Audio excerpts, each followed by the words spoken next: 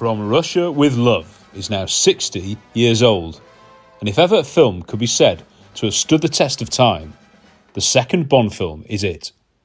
An instant classic, its reputation as one of the very best Bond films, and indeed films of the 1960s, is assured forever. Back in 1963, producers were keen to cement the success of the debut Bond film, Dr. No, and almost instantly started production on the second. From Russia with Love was one of JFK's favourite novels, and the decision was made for it to be adapted next. Sean Connery was now a worldwide film star who would symbolise the debonair secret agent for many a generation, and he truly grew into the role, adding more humour and depth to his performance. Bond and MI6 were playing a game of cat and mouse with the Soviets, but it was ultimately Spectre who were running the show. With no clear main villain, this was much more of a Cold War thriller than an action film, miles away from the sunny shores of Jamaica. Despite it being the second Bond film, we were presented with a series of firsts. John Barry took over scoring duties.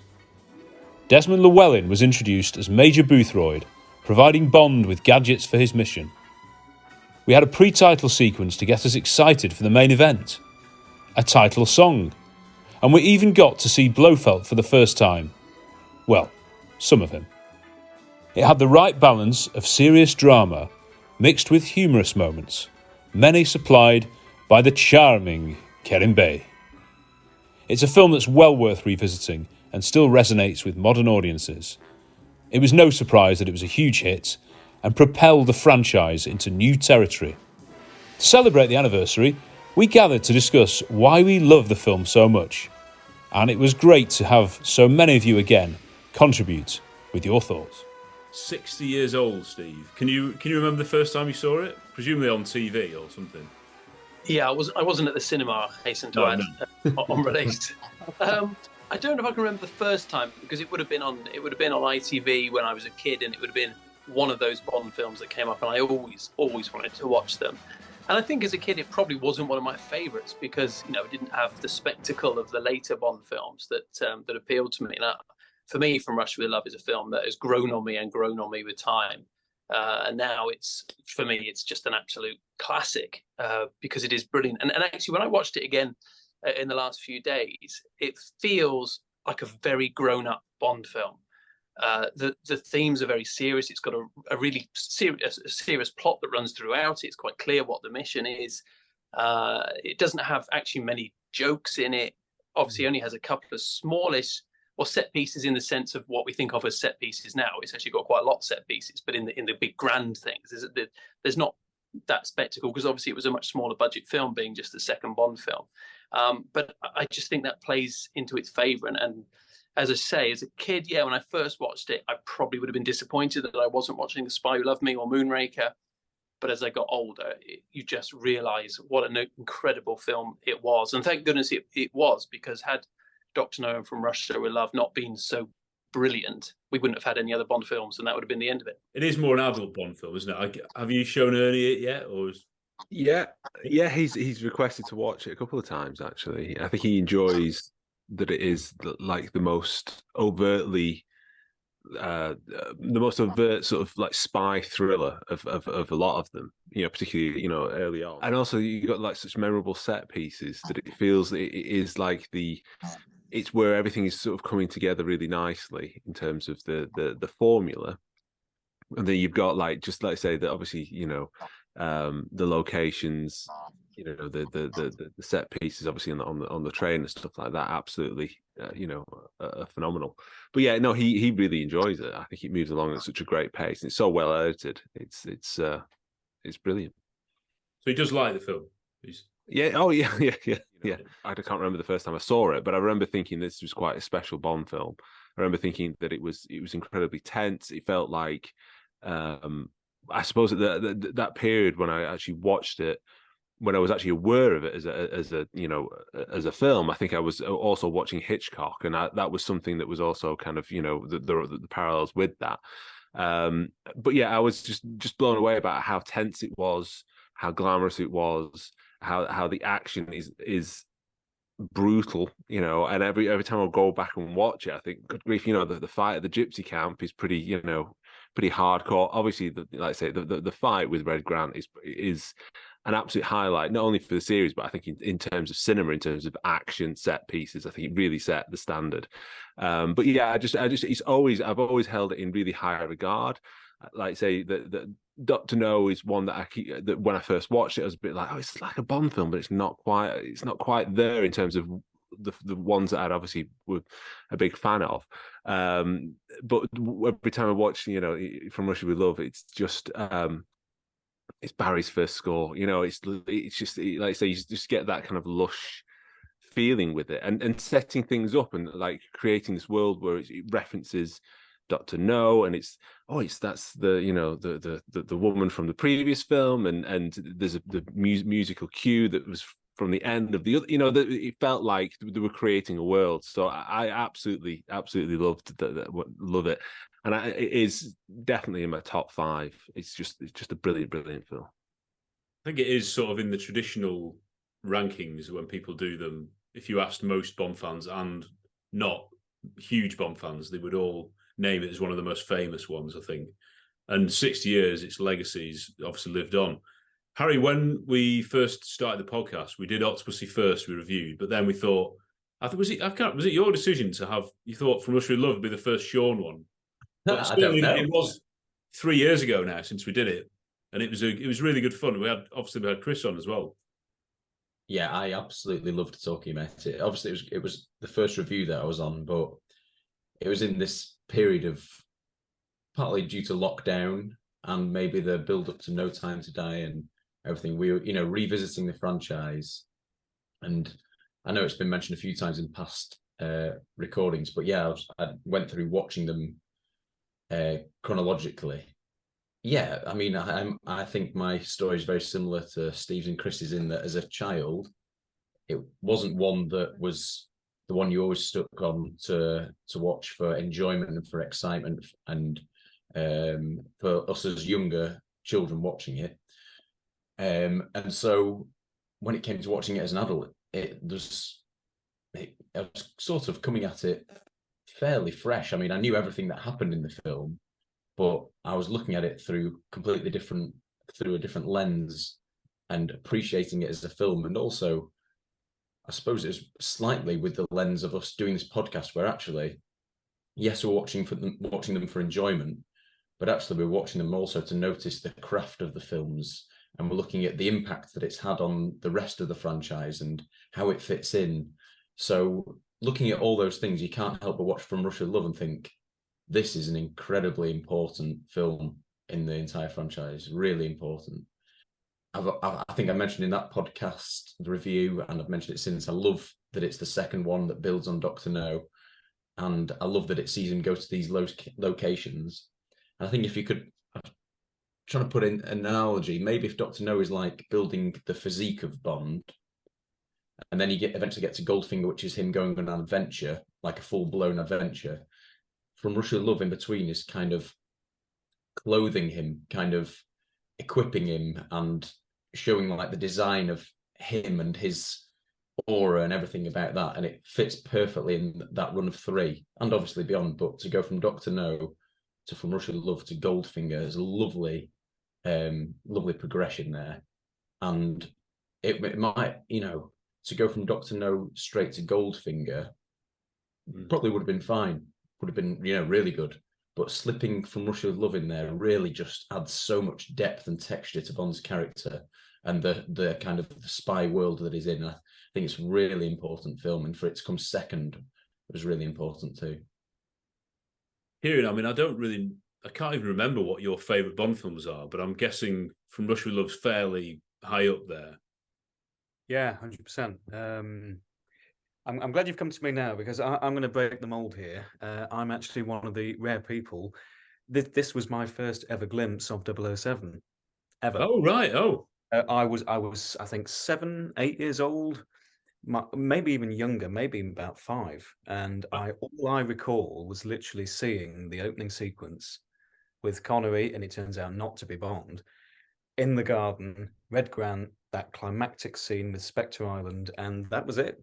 That's all I saw. I don't know how old I was, where I was, but that was my very first introduction to Bond ever. So this film holds a very special and dear place in my heart.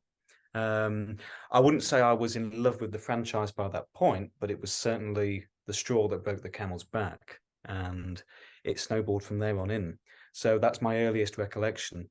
And like Harry says, I view the first three films as stepping stones. You obviously introduced a formula with Dr. No, and with this, you firmly established who the character was, and you can clearly see where Bond is going to go from that point onwards when you look back at From Russia. And by Goldfinger, those premises and all the characteristics of the character that we know and love, they are firmly established. And then after Thunderball, that's when that momentum is firmly gained, as it were. Yeah, these are definitely, these first three are chronological, you can tell, can't you? And it's not just the references to the previous ones. So Dr. No is referenced at the start by Blofeld and Klebb in that scene. And of course, Sylvia Trench, we'll get onto her later. The pre-title sequence, let's talk about that, because that's a first. That's a first for the franchise. And it'll take some beating in terms of impact. It's not only got the ingredients of, it's sort of separate but connected to the main story, but it's got that unbelievable shock factor of James Bond's dead. It's just every time I get, you can imagine, Kieran, the first time, if that's the first thing you saw, of course you'd be hooked on that. I mean, well, do you know, I think is, imagine you've gone into the cinema and you see that, and we haven't had films like Face Off. None of that's existed before. Yeah. No one, and the first Mission Impossible, the Face Off, no one has had that idea, that thought in a film like that. And yeah, it's incredible. And also what I think is really interesting is that was the first chance the filmmakers had to say, look, Bond's a success already. Everyone knows who Sean Connery and James Bond is. They don't need to establish that. He's there in that opening scene. So you're immediately, you know that's James Bond. And I think that shows how confident they were in what had come before in Dr. No, that they can just immediately have this scene and you've already bought into that leading man because he's been established in a previous film. And they can do the whole twist that it's not really him. You sort of think, oh, it wasn't really one that us kids liked or as much. But when you think about your childhood, you think, goodness me, Rosa Klebb haunted our childhood. I specifically remember this scene, and you remember lots of other scenes from it, but it's maybe the overall tone of the film that perhaps isn't as easy for children to get into, maybe. Well, yeah. I mean, I can't remember though ever thinking, oh, I'm not going to watch From Russia with Love. Oh, no. You know, it was with the rest of them like, yeah, that's something else I can watch. But yeah, I think there's a lot that is very memorable, and there's loads of characters and very memorable and really well written and performed characters in this that stay with you. So if you watch them as a kid, yeah, you know, Klebb, Grant, even, you know, Kronstein and everything, you know, to do with him, Kerim Bey. This is just absolutely jam-packed with loads of brilliant characters, and you know, not forgetting Tatiana as well. So it is something that I don't know. It's in some ways, yeah, probably one that we weren't desperate to go and stick it on a Sunday afternoon as maybe some of the others, but we certainly did watch it plenty, if you know what I mean. And yeah, and I just think it's really a brilliant spy thriller that's different to, you know, sort of basically saying what some of the other guys have said, but building on what Dr. No did. But it is quite different in you know, in a lot of ways, and so not just in terms of the location, but and John Barry's score, which it's so good to have John Barry in there. I mean, the Dr. No score's probably not one of my favourites, and I'm feel like I'm being a bit harsh, but yeah, getting Barry in there, we're really building something big here. And yeah, it's just such a fantastic film, and one that I've always remembered liking, but my respect for it has increased and increased. So going back to that pre-title and title sequence, both of those things are completely new. I don't know the impact of that, just an audience just watching those titles with. It isn't the theme tune; it's the theme with the Bond theme, isn't it? The sort of seed that goes into it, and it would establish, of course, like these films do, scenes from the film, like in the background, weren't there? Like upcoming the belly dancers and things like that. So stuff that you've got to look forward to, which Mission Impossible still does today. But yeah, Chris, what do you think of that pre-title sequence and going into the titles? Like what Steve said, I said the confidence of start. You know, like you basically set up a franchise, even though they didn't know it was going to be a franchise. They knew they had these series of books and they were going to adapt them, and then for the opening scene to be the death. You know, what a blind side of that would be. Is like, oh, Bond is dead, and oh no, it's not, and it's like again, it felt like so exciting. And when I can only imagine what it must have been, what it must have felt like to have gone to see Dr. No at the cinema, then sit down, you know, a year later or whatever it was to see From Russia with Love, and there's Bond being killed off. Oh no, he's not. And then suddenly the music comes up, and you've got belly dancers, and you know, all that imagery must have like been absolutely amazing and so exciting. And that's the thing that I am absolutely I will never like underestimate just how innovative and exciting the filmmaking was for that series, and what it must have felt like to be an audience member. Dr. No, just how amazing it looks, the production design, the colours, the music, all that, and for that each film, and then suddenly we've got Goldfinger, you know, you've got Shirley Bassey, you've got the cut. It must have been like mind blowing, and you know, it's great that we get to go back and watch them again and again, but to have been there must have like taken your head off. And I think that and that's what, you know, on occasion I will sit there and think, you know, there is that comfort of knowing exactly how that film plays out, and it's like, oh, I've got this scene coming up. But to have sat there watching it for the first time must have just been amazing, and let's say to see all those seeds being kind of put in, and yeah, it's just astonishing. And I think that's one thing that is maybe not lacking nowadays, but I would like to see that more kind of, you know, just a real kind of embracing the I don't know, yeah, just something different, you know. It feels, like I say, when I talk about it, I get really excited about what the possibilities there are with the franchise, and within those limitations of the character and the world and everything. But yeah, to have been there, you know, to see From Russia with Love, that opening sequence and that music come up, it must have been amazing. What was it like for you then, Kieran? Did you actually, can you remember thinking, is Bond dead? I'll be honest, my memory is rather hazy in that regard. Yeah. All I remember was Bond being in the garden and being stalked, and that was it.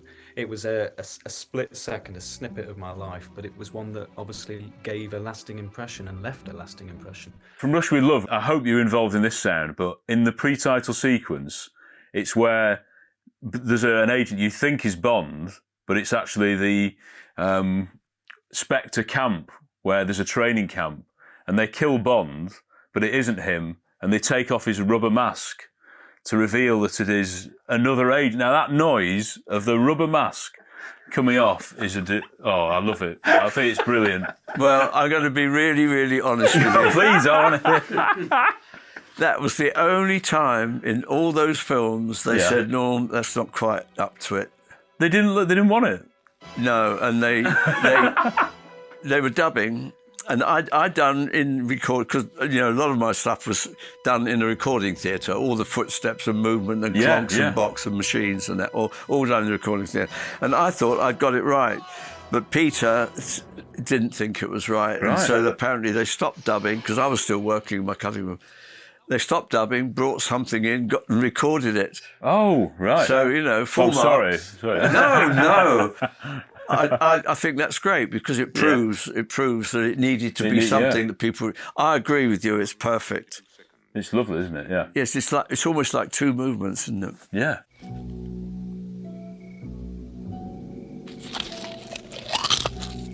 It's the only time, though, they ever criticised one of my sounds. Well, that's not bad, is it? If it's the only time, yeah. It's a good, good ratio, that, isn't it? Yeah. But like the guys have said, just the boldness with which the producers went in, they rolled with it, and each film they steamrolled. Obviously, they tried new things with each and every installment, and this I think was the critical installment, because if this had failed on the success of Doctor No, Bond could have easily come and gone within the blink of an eye. So I think their innovations and their creativity was paramount, and all credit to them for having that creative vision. And I think these films are testament to the success and longevity of the franchise today. But in regards to obviously the opening titles, I mean, I can't remember how old I was when I saw the film properly all the way through. I was obviously still a child. But this is definitely one of I would say probably the best Connery installment that you can have, for me personally. I think it has all the formulas of what we know and love about Bond today, but it's, for me, Connery's best performance as Bond. No question. He's engaging. He is committed. He's not bored with the role in any capacity. And I think I just think the way he portrays the character is, for me, just the pinnacle. Kieran, have you been to Pinewood where that was shot? It is at Pinewood, isn't it? I've been lucky enough back in the days when Gareth Owen's events were rather big, and we did tours around the gardens and so forth, and to see where Jan Williams was with Robert Shaw, and all the garden area. It's a sublime place. It's magical, and if anyone else has been, I'm sure they will echo those sentiments. And you can really feel the flavour and the spice of that film, and all the other countless films, Bond, carry-ons that have been shot there over the years.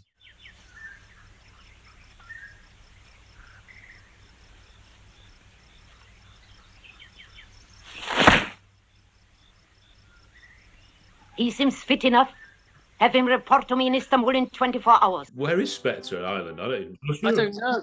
I think they always wanted, and I think Fleming always wanted to keep it a bit vague, because the great thing was with having Spectre as a not committed to a country is that you avoid all the politics. You're not offending the Russians. You're not offending anyone. So you can just create this evil entity that doesn't have, in our eyes, a location.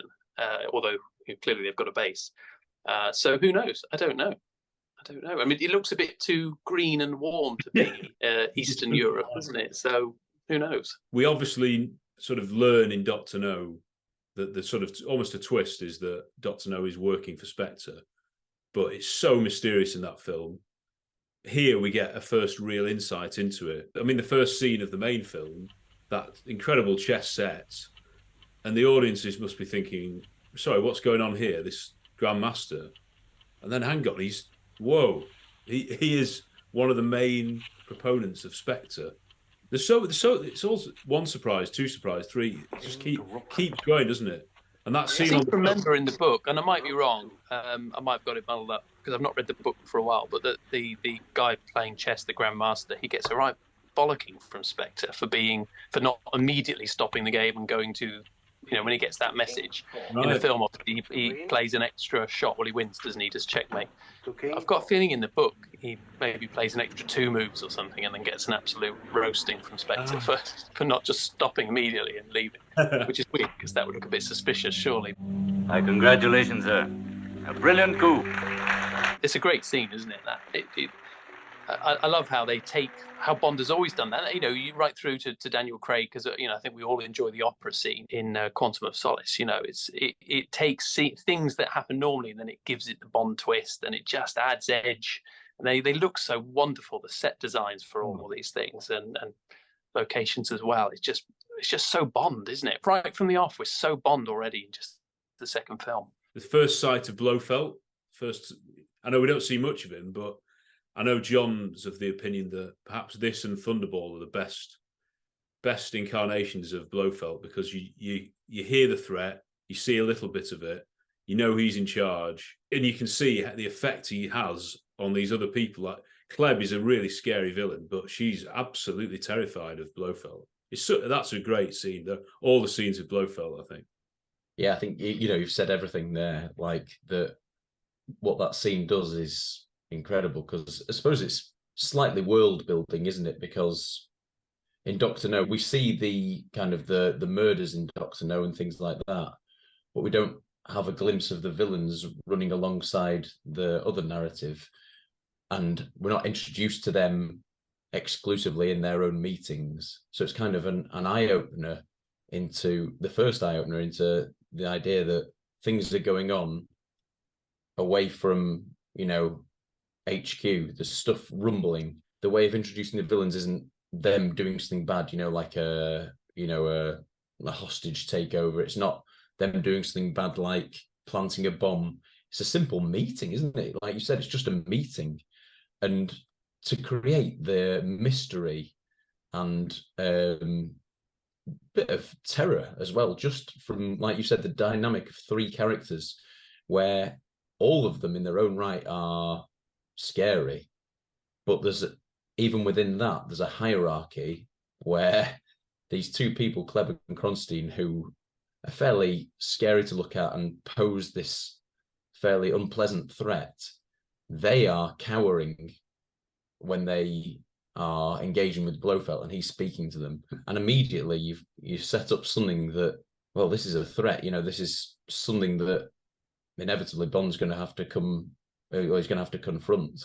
What we've seen so far is that opening scene where on Spectre Island, so, there's some idea of training troops, they're out to get Bond, but we don't see Klebb, Kronstein or Blofeld in that. The next scene, we're taken up to head office, kind of. We're up with Blofeld himself, and there's really something building here that's absolutely, superb. And I might be able to correct me, but do we get the Spectre theme music in this scene as well that doesn't seem to reappear in the franchise, but is utterly terrifying? And I wish it had made more appearances in the franchise. Yeah, I think it's that doom, doom, doom, isn't it? Yeah, it's quite Thunderbirds or Captain Scarlet. Yeah. Kind of. Captain Scarlet. Yeah, it is, yeah. But that's terrifying. Yeah. I'm obsessed. I keep going about it. In Thunderball, Volpe has her own sort of Spectre theme. Which is another brilliant theme. I love John Barry's cockiness. Like, no, I won't just use the same Spectre theme. I'll do another one. Yeah. But I was hoping that might have come back for the film Spectre. Certainly. This one in From Russia with Love. No chance. I saw that Calvin Dyson had done a video a few weeks ago. Who is the main villain of From Russia with Love? It's quite an interesting. Yeah. Doesn't mean if we apply the same sort of logic to Thunderball, where Blofeld is the overall villain, but Largo is like the villain of that film, probably say obviously Blofeld and then probably Klebb. She wouldn't report to Kronstein or even Mortsny. Is that his name? Yeah. Mortseny. They appear to be fairly on the same level. And then you've also got Grant, but he's someone who's working for them, although, things change when he's fighting Bond. But yeah, so I would probably say Klebb, but it's not straightforward. But I quite like that. I think there's a bit of a temptation, and I do love a good villain, a clear villain who's, who we know who they are from start to finish. That's brilliant in any film, but certainly in James Bond films. It's also quite nice when they do, you're not quite sure who the main villain is. Living Daylights has a couple. Octopussy, it isn't that clear cut who the main villain is in that. So yeah, and it's quite nice to sort of have a different bit of formula. And I think having Spectre allows for that because you've got that overall kind of organizational threat in the background, and you've got Blofeld, who's the clear, overall schema behind things. But then you've got these individual pawns, and again, it would have been if they hadn't have been so sort of eager and quick to use Spectre and make Christoph Waltz Blofeld and make him the main. They could have had him as just a supporting character, a bit, done differently, but a bit like this and a bit like Thunderball, and then had a Largo or a Klebb. Dr. No, if you think about it, is a mystery, isn't it? Who is doing this?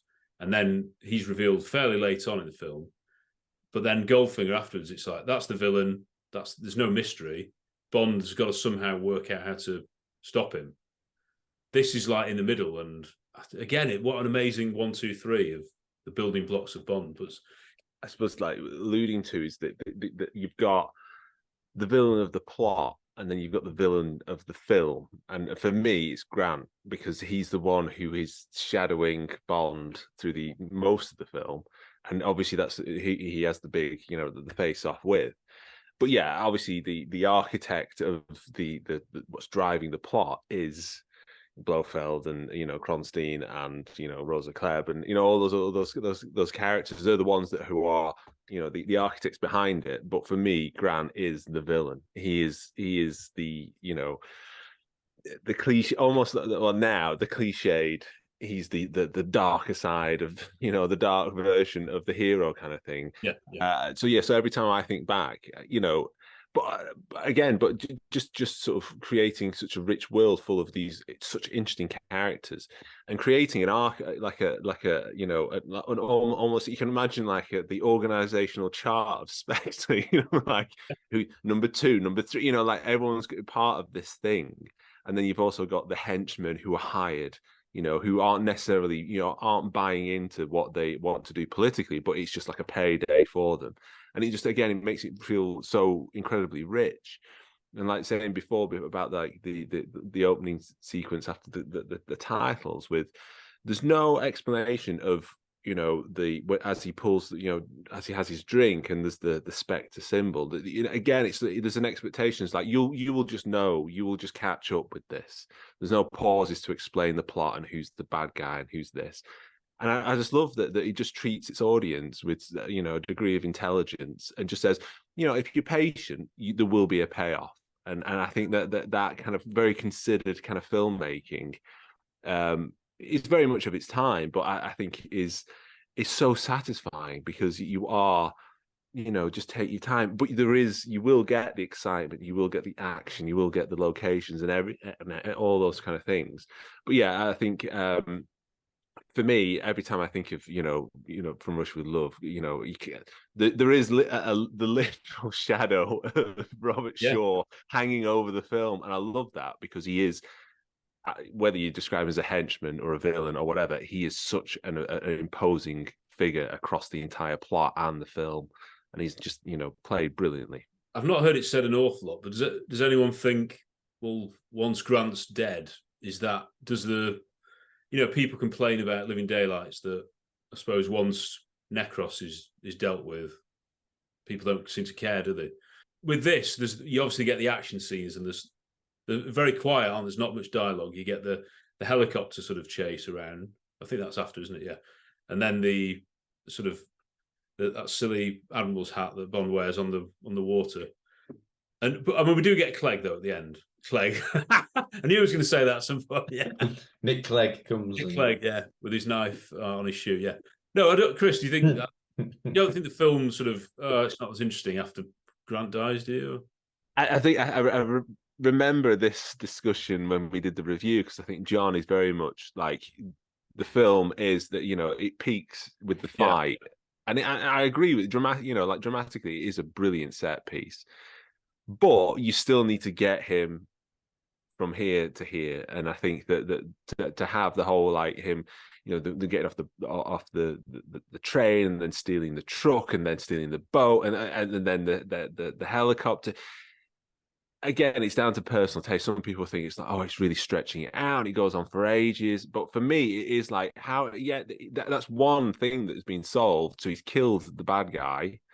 How does he get back? How does he get her back to to safety? And I think that's what I think it's really well done in terms of, it could quite easily have been, like in like North by Northwest. Yeah. It's like the hat, come here. He grabs it. It is one of the greatest cuts in cinema, where it's like the hand and then onto the train, and it's just like everything is solved. Just in a single cut, everything has been solved. And for that, it works brilliantly. But for Rush with Love, it feels like actually you're so invested in this. We need to see them get to finish this journey. And for me, I love the helicopter bit, because he gets to use his gadget. He gets to use the sniper rifle. You get to see him with his attaché case. You get to see him with his hat and being chased, and it's so iconic. And I think that's also quite interesting, is that when you think, did I know that scene before I watched that film? Was that so indelible in terms of that imagery? Whether I'd seen it in clips or trailers and stuff, I'm remembering that. I'm remembering it why I watched it for the first time. And I think that set piece in From Russia with Love with the helicopter is almost like more visually kind of ingrained in my mind than the actual fight is in the train. And I think that is because of seeing it on trailers, and at the beginning of when you get the famous VHS trailer that showed all the clips and stuff. That was the one that they showed. So I think that's. But yeah, anyway, I just think I think it kind of builds brilliantly, and I think that it's great to see him actually trying. It's not an easy journey for Bond out of this. He is really up to his neck in it. It's nice to see him actually get out of it.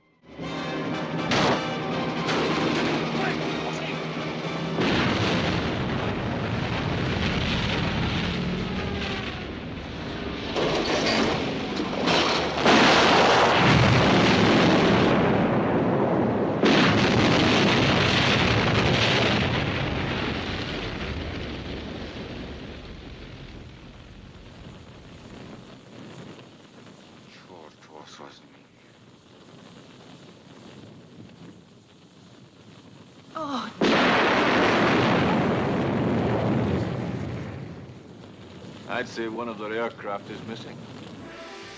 That's all for part 1 of our From Russia with Love 60th anniversary celebration. But join us for part 2, where we look at the villains.